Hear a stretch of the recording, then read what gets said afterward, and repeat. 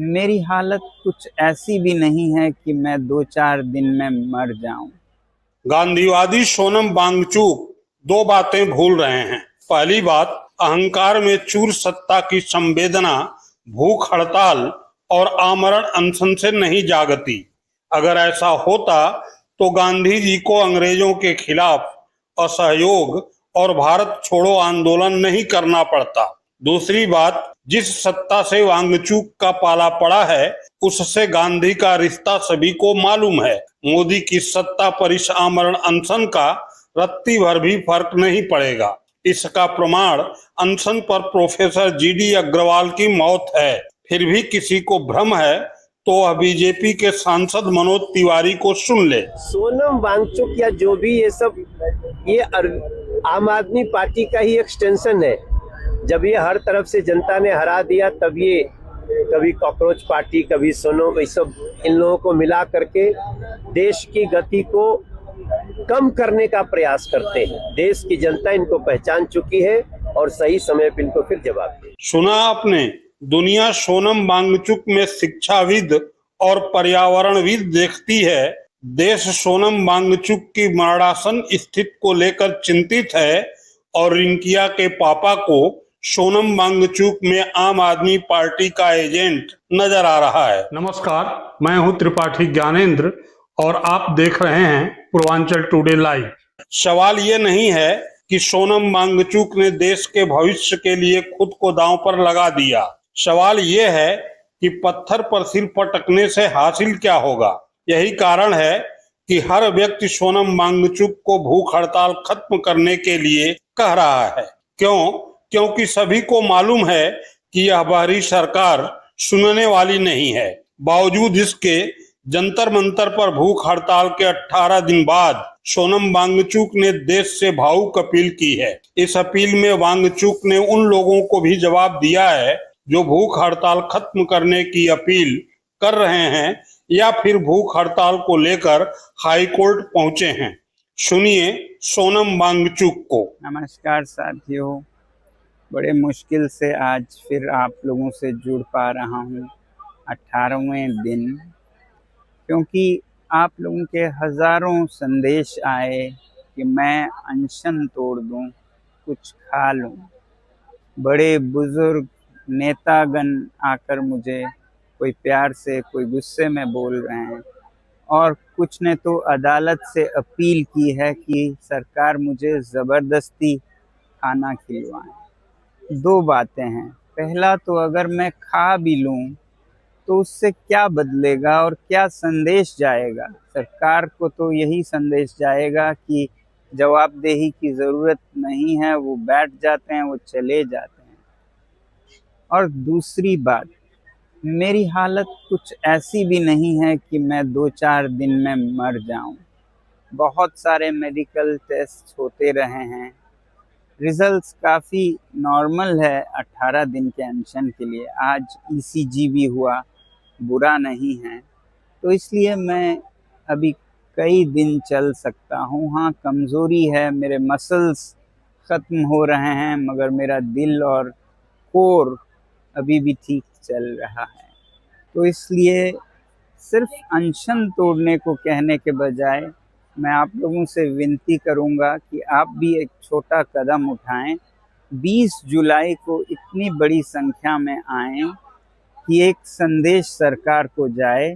और मैं तो कहूँगा उस दिन सारे स्कूलों, कॉलेजों, विश्वविद्यालयों से कि वो उसे एक्सपीरियंशियल एजुकेशन का दिन मनाएं, एनईपी के अंतर्गत, न्यू पॉलिसी ऑन एजुकेशन के अंतर्गत, क्योंकि उस दिन बच्चे अभ्यास कर पाएंगे पॉलिटिकल साइंस का एक अनोखा लेसन जो कि इतिहास का हिस्सा होगा, जिसमें वो खुद शिरकत हो पाएंगे और सीख पाएंगे कैसे लोकतंत्र चलता है जनता की ओर से भी। तो 20 जुलाई को बहुत से सांसदों के साथ आप सब आइए, हज़ारों की संख्या में हम सब मिलके इस मुद्दे को संसद के हवाले करेंगे, तो मुझे भी भरोसा होगा कि अब ये सही हाथों में गया है। उससे पहले भी आप कुछ कर सकते हैं, वो ये कि आप इस नंबर पर मिस कॉल देकर बता सकते हैं कि आप आ रहे हैं, और इस वेबसाइट पर भी अपना नाम रजिस्टर कर सकते हैं। इतना तो आप ज़रूर करेंगे, हमारी उम्मीद है। जय हिंद। सोनम वांगचुक ही नहीं, सोनम वांगचुक से शंकराचार्य अविमुक्तेश्वरानंद ने भी एक अपील की है। सुनिए शंकराचार्य को। सोनम वांगचुक लेह लद्दाख के रहने वाले एक ऐसे व्यक्तित्व है जिनके ऊपर देश में फिल्म बन करके लोकप्रिय हो जाती है। पर्यावरण के क्षेत्र में उनके योगदान को पूरे विश्व ने स्वीकार किया है। भारत की सरकार ने भी समय समय पर उनको पुरस्कृत किया है।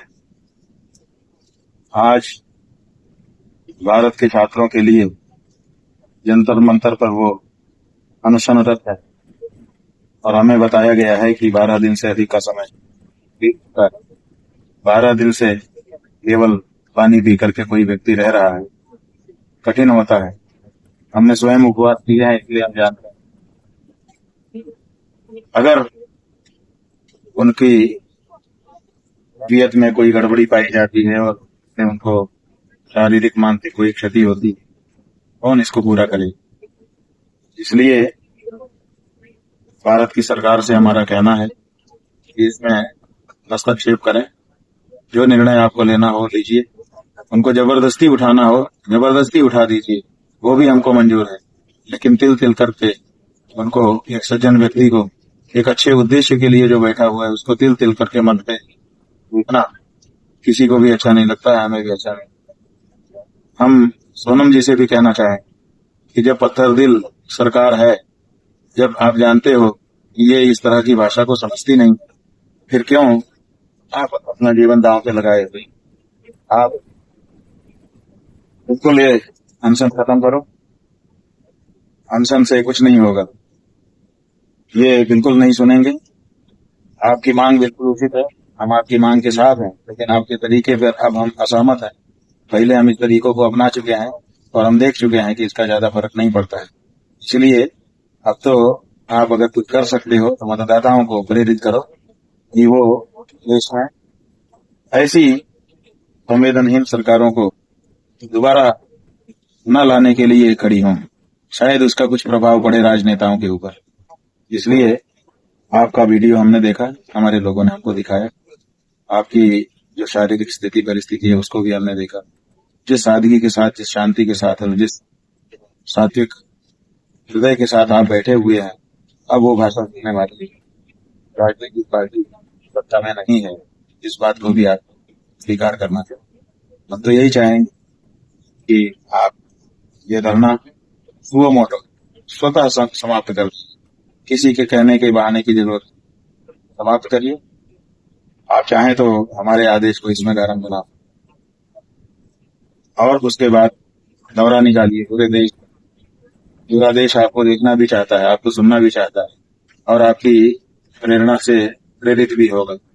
आप वहीं जंतर मंतर से ही आपके जो काकरोच पार्टी के लोग हैं उनको भी कहिए कि चलो और देश में एक जागृति यात्रा निकाली, लोगों को जो सच्ची बात है उसको समझाइए, बताइए। उससे फर्क पड़ेगा, इससे फर्क नहीं पड़ेगा। आपके प्रति हम लोगों के हृदय में स्नेह प्रेम है और इसीलिए बहुत चिंता, आशा है कि आप इस पर विचार करें।